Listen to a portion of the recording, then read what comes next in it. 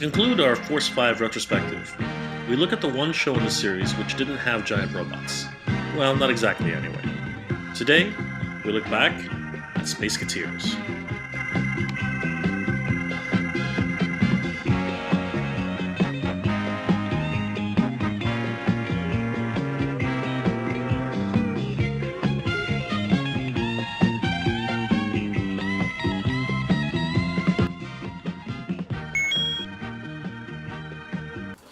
Welcome back, guys, and this is the conclusion of our our look into Force 5, the series.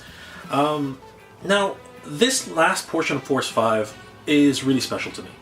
And it's really weird that it's special to me now, because as a kid, I didn't like the series. It was one of those... I just didn't understand the nuances of interpersonal relationships like they had with a series like this one. I am, of course, talking about Spaceketeers. Now, Spaceketeers had a lot of different themes, but one of the themes which was in it is the theme of love, but not just platonic love. Actually, love for a woman and a man. Which really, the three main characters in the series all love the princess, Aurora. This just didn't make sense to me as a child. I mean, again, I grew up in a time where girls did not play with boys, when we were younger. There was G.I. Joe, there was Barbie, and, basically we all played on separate parts of the field. Girls had cooties, guys, were made of sticks and stones, you know what I mean?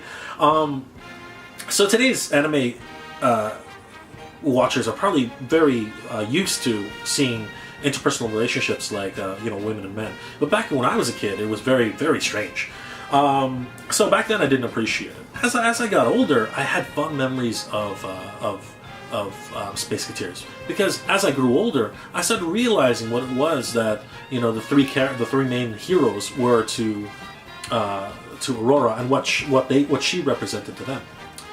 But let's get into the actual story itself. So the story itself is about a princess whose name is Aurora, and she is on a quest to save her galaxy from the evil powers of a star system called Decos.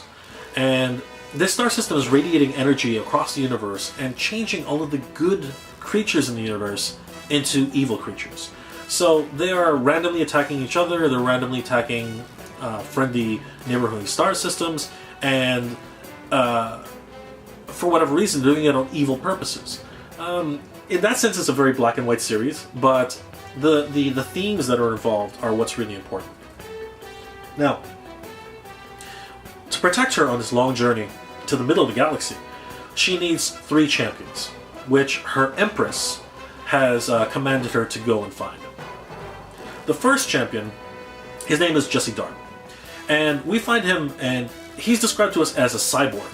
Someone who was created, man-made, to actually help mankind. But if eventually he becomes brash and arrogant and decides, you know what, it's more fun to destroy things and to, be free and cause mischief. Now, Jessie Dart is actually based off of the Chinese Monkey King, in which the Empress catches him finally and puts on punishes him, and actually imprisons him for eternity, until such time that he's actually needed. That time is when Princess Aurora needs to go on her quest. Now, when Princess Aurora comes to actually take Jessie Dart, he's enthralled by her beauty. So, basically, he says, yeah, sure, it looks like fun, I'll come on with your journey. You're weak as a woman, and I have to protect you. But one thing that the Empress, but the Empress is very strong, so it proves that women are very strong, and that you can't underestimate women. And that's where Jessie Dart continues to make his mistakes. One of the things that the Empress is able to do to keep Jessie under control is to have this circlet around his head. Now, the princess gives it to him as a token of appreciation. But little does the princess know, and little does Jessie Dart know, that it's actually a way of controlling him. Most of the creatures who they're fighting are actually not evil. by nature. They were been transformed by the energy coming from the planet, from the system of Decos. And Aurora, who can't stand violence, who doesn't want to see anything get hurt, is appalled when Jessie goes into his first fight. And so much so that she feels that it's time to give him this circlet, which the Empress has told her, will help you to control Jessie.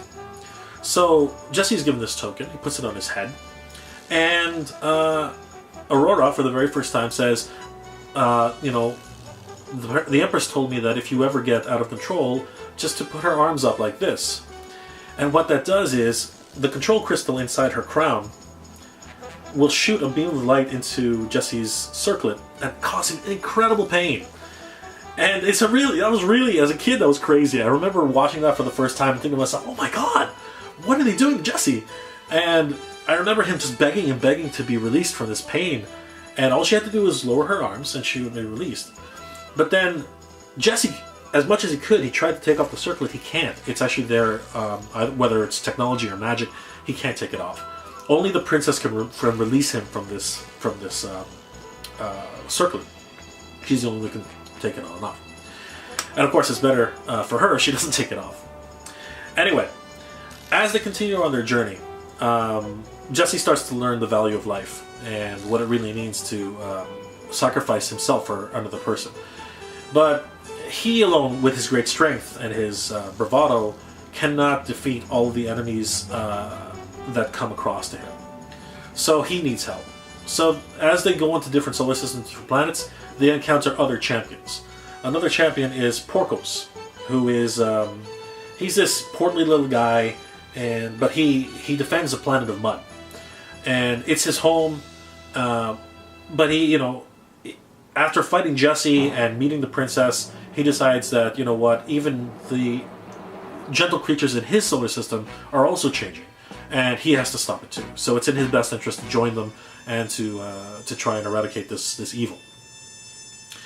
Now, one thing about Porkos is that he loves to eat. And one of the big things about the series is eating, which is great. I love eating in series. If you look at it in Dragon Ball Z, Goku, who was also based off of the Monkey King, he loves to eat. And in this series, it's no different. Food is a very big part of the Spaceketeers series. The last character they meet is Arimos. And Arimos is a genius. But he defends a planet of water. But just like everything else, it slowly, because of the energy which is being released by the Decos system, the water level on his planet is decreasing. And if he doesn't do something about it soon, his planet will dry up and all of his inhabitants will die. So he decides to join the quest with Princess Aurora to defeat this evil. Unfortunately, we never actually got to the end of the series here in North America. There was a movie which was released, but again, it kind of left everything on a cliffhanger. And it's a real shame, because this is definitely one of Leji Masumoto's space dramas, which is just classic Leji Masumoto. Very much like Captain Harlock, very much like Galaxy Express 39. A wonderful space drama, wonderful adventures with characters who, as one-dimensional as they all have enduring qualities. But for me, what really stuck with me in my experience with this is it was my first introduction to an idea of characters loving each other. And the three musketeers, if you will, the three Spaceketeers, they realize that, they'll never be able to be one with Aurora, but they serve her anyway. They do it because, they have this this love for her which is beyond normal love. And they will sacrifice themselves to defend her. And as a child, that never really came across, but now that I'm an adult, I can really appreciate that for what it is. Guys, you should really check out the series if you can get it. It's available somewhere. I know the Blu-rays got re-released a few years ago in Japan. Again, it's a very difficult series to find here in North America, but if you have a chance to watch the Force 5 series, I suggest to take a look at it. It's a great series to watch. Classic anime. But you know what? That wraps up our Force 5 look, and I hope you guys really enjoyed the series. It was really close to my heart. Something I grew up with as a child. I really love the series even today. Next time, you know what, we'll take a look at some of the toys I collected over the years from the series. I think you guys might enjoy that. In the meantime, if you like this episode, please like and subscribe to my channel. Please leave a comment below to let me know if you guys would like me to do more episodes like this. If you guys can suggest some anime which I can review. I only do classic anime right now. It's kind of my thing. I don't. The newer anime, I think there are a lot of other great channels out there. Glass Reflection, places like that, where she can watch some really new reviews. I really want to concentrate on some of the older anime which I grew up and really love and want to share with you guys. Maybe you guys can watch it, you know, take a look at it and figure out if you like it. I don't know when my next episode is going to come out, but I really wanted to share these things with you and to see if you guys might enjoy them. Basically, let me know what you guys like. If you have any other anime which I should cover, let me know. And we'll see you next time. Thanks, guys.